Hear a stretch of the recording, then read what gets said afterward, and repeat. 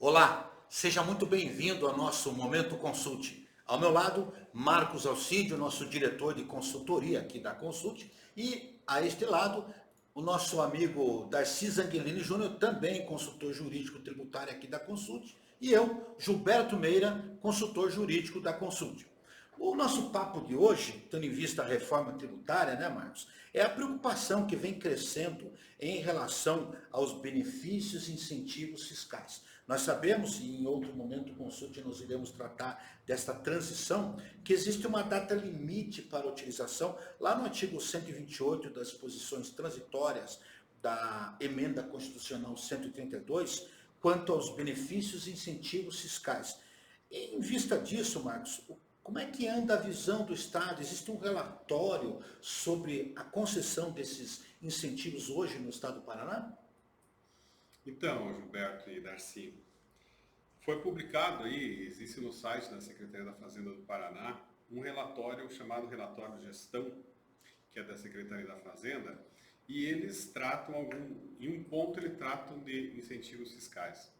Lembrando, né, Gilberto, um pouco sobre a parte política, eu lembro uma vez que nós vimos aí um comentário do economista José Pio Martins, ele comentava na coluna dele sobre o lado bom da guerra fiscal naquele momento, que era justamente isso, porque sempre que se concede um incentivo, não é assim, Darcy?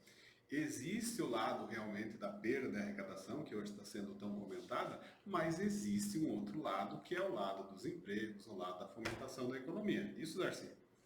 É a geração de riquezas para o município, que é onde se realiza a vida do cidadão, ela é muito importante. Então, qualquer benefício que se conceda, ele traz muito mais impacto, porque ela se transforma em ações efetivas no local onde a indústria está estabelecida. Isso, claro, reverte de formas diversas para o erário também, porque a partir do momento que há geração de mais empregos, a geração de mais riqueza, aumenta o poder aquisitivo da população, isso gera mais ICMS, por via transversa vai gerar mais fundo de participação dos municípios, então é um, é um crescendo que se estabelece a partir do estabelecimento dessas políticas públicas. Né? E até pegando carona nisso, Marcos, é bom que se frise e desfazendo um mito que todo benefício é concedido aleatoriamente apenas para atrair empresas sem haver preocupação por parte do Estado de dois fatores que vocês dois levantaram: empregabilidade e aumento da arrecadação a médio e longo prazo. E mesmo que a arrecadação, o que é chamado de ICMS incremental, né, a arrecadação nova não se faça de imediato, ele tem um efeito imediato, que o Darcy já bem colocou, que com a geração de emprego, eu acabo por gerar novos consumidores que vão, por conseguinte, consumir produtos e gerar arrecadação. Não é isso? Sim. Entrando mais no relatório agora, Gilberto, eles citam lá, por exemplo, que o Paraná Competitivo, que é o principal incentivo aqui no Paraná, ele num período de 4 anos ele teve 157 processos, com investimentos na casa de 20 bilhões e uma expectativa de empregos em torno de 9 mil empregos. As principais concessões, como o Gilberto já citou, uma delas é o parcelamento do ICMS incremental, que nada mais é do que quando há um investimento, há uma tendência de aumento de ICMS e o ICMS incremental é o que excede a média dos últimos 12 meses que a empresa tem. Então, sempre vejam que nessa situação do parcelamento do ICMS incremental, sempre existe um algo a mais daquilo que já se paga. O diferimento do ICMS sobre energia e o gás é outro item que eles colocam no relatório que teve bastante concessão.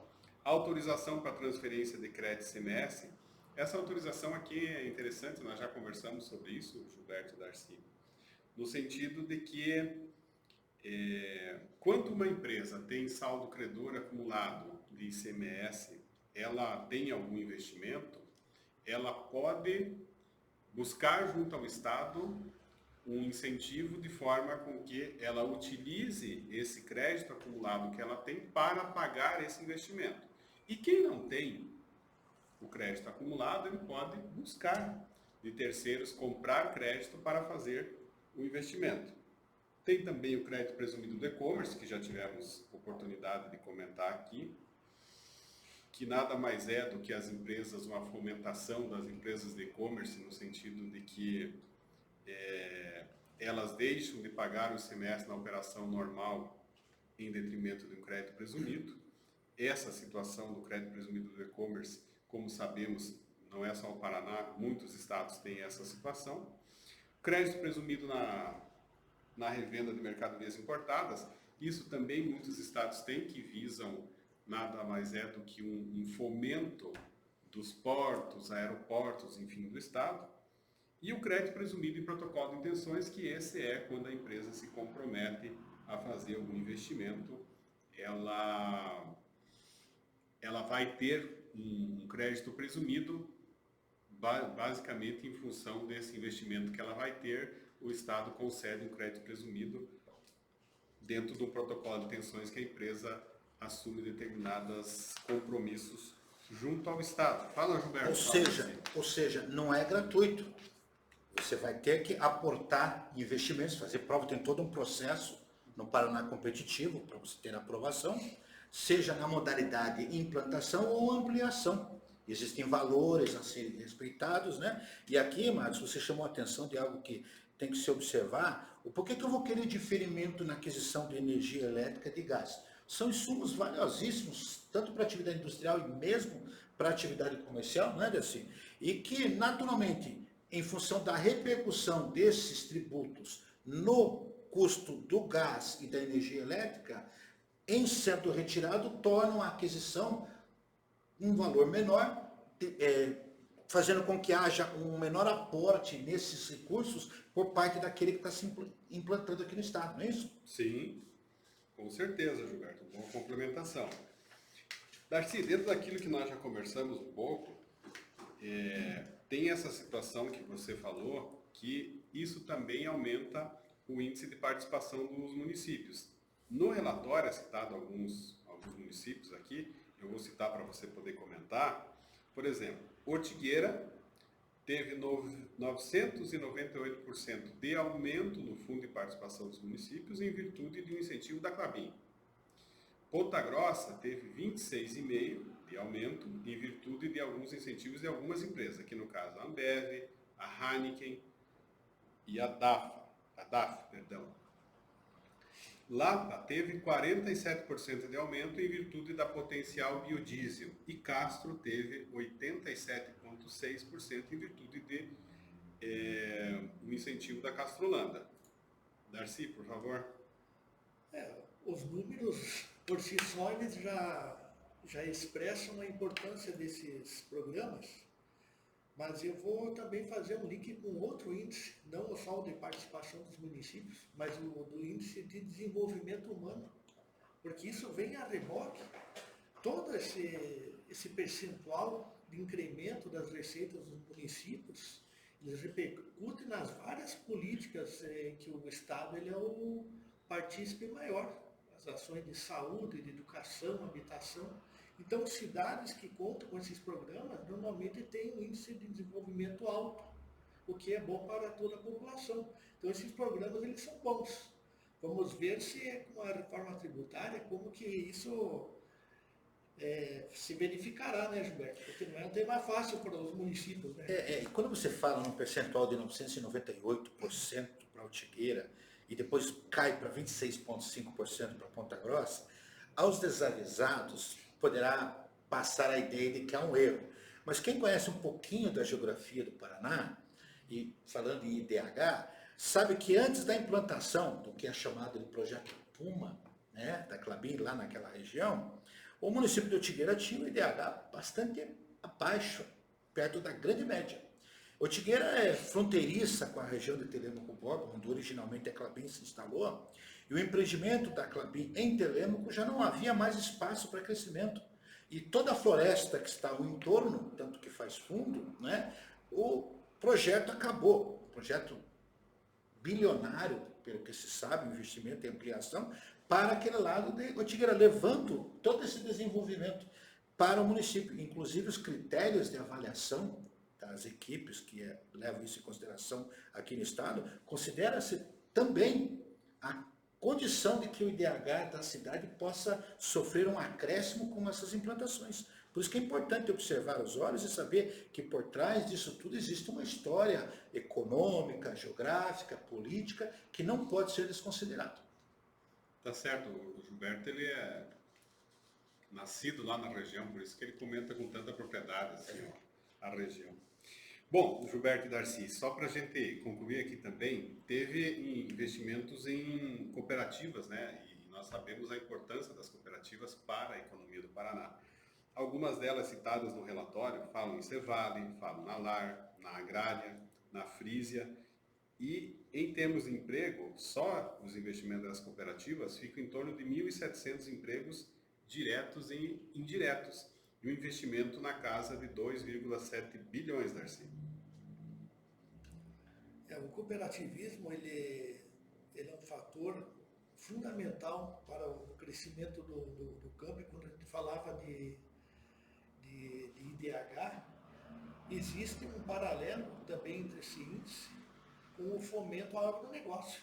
Porque todas essas cidades onde houve atuação do Estado para incentivo às cooperativas, e elas são mais importantes até do que uma empresa, porque o efeito de pulverização, digamos assim, a atuação da cooperativa é muito maior, que o efeito das políticas cooperativistas, elas influenciam sem número de cooperados e trazem um crescendo de melhoria da vida do homem no campo, da maior riqueza, porque ele vai produzir com mais tecnologia, vai poder produzir mais em um espaço menor, porque as terras estão muito caras.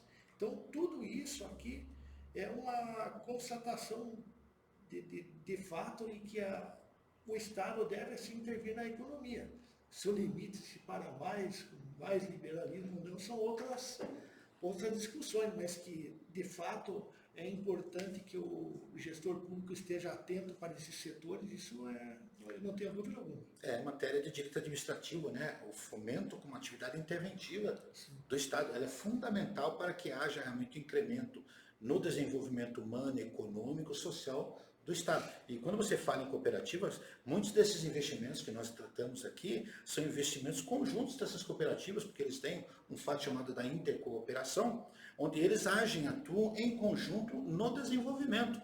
E para quem acha que isso é estranho também, é só dar uma olhadinha lá nos 7 princípios do cooperativismo e vai ver que a atividade cooperativa ela tem alguns detalhes que não são comuns à atividade do negócio como um todo. Principalmente, considerando a nossa vocação agroindustrial, elas prestam um serviço fantástico e nós só temos que considerar. E a preocupação aqui, Marcos, né, até puxando gancho para o detalhe dos futuros incentivos, é que nós colocamos agora um reloginho, um cronômetro regressivo para os investimentos, porque à luz do artigo 128 das disposições transitórias da Constituição Federal, a partir de 2029, quando começa a haver o recrudescimento do ICMS, a razão de 9/10 em 2029, 8/10 em 2030, 7/10 em 2031 e 6/10 em 2032, extinguindo-se